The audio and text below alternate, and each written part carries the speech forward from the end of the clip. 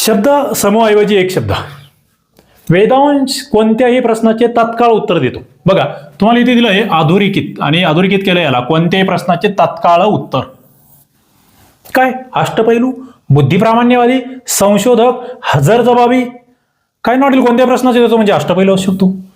काय म्हणतील तो हुशार असेल म्हणजे बुद्धिप्रामाण्यवादी राहील. काय म्हणतील तो संशोधक वृत्तीचा हे कट करतील. पण उत्तर आहे हजरजबाबी.